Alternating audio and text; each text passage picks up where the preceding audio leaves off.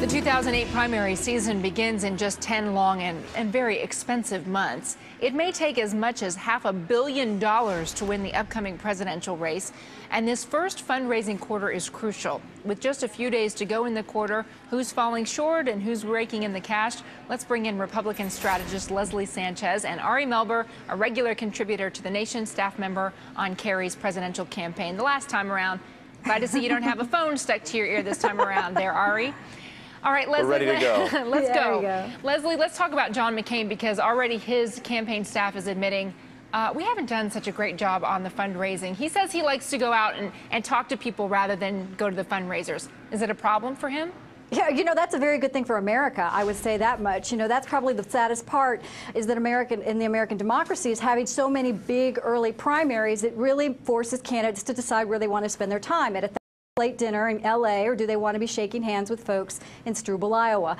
That being said, one thing you got to look at with McCain is his base of support, his universe of support has been consistent pretty much within 2 or 3 points in all of these polls that have come out. I think the bigger issue to look at as well is that even if you have candidates who are raising significant amounts of money now, does not mean they're going to be the lead contender come 10 months from now. I think we saw that with Howard Dean, but it does put a lot of pressure on the candidates to make very tough choices. It's odd, though, that we're seeing people who are not in the lead right now raking in tons of cash. I think I read yesterday that Mitt Romney in one day earned something like $6 million. And now, Ari, he's come up with this novel approach. He's offering to pay college students 10% of whatever they pull in for him in fundraising efforts.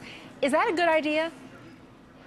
Well, he's trying to, get noticed. So with you talking about it, that's one thing he's achieving there. And second, he's trying to involve folks who are not going to be able to participate in the money part of this, younger folks who probably generally are going to have less money, or students, and pull them in. I do agree with what Leslie said, though. It's a big problem that there's so much fundraising pressure that candidates have to choose between spending time with Americans, what you're supposed to do on a campaign, and right. spending time with multimillionaires who really shouldn't have a bigger say in this than anyone else. Contestants, what's interesting also is this used to be considered traditionally an invisible primary, in the sense that this period of time was really when you had a lot of people inside Washington who were looking at who are their campaign consultants, where is their money being spent, how much money have they raised, kind of all of that stuff that all of us that live here really get excited about. But now with the blogs, the advent of the internet, and I think the positive aspect is having a lot of younger people engaged in this process. It's changing the dynamic of American politics. This is significant in the sense of what impact it will have 10 months from now and beyond that.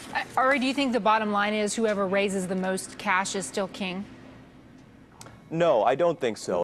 That in other cycles, people can raise a lot of money early, they seem to be front runners, and then something happens, the voters change their mind. I mean, in 2004, Senator Kerry was behind in several cycles of fundraising, and then the people of Iowa spoke up and momentum took over. That can happen in both parties, but we also need comprehensive campaign finance reform to restore public funding so that regular folks have their voice protected. Ari Melber, Leslie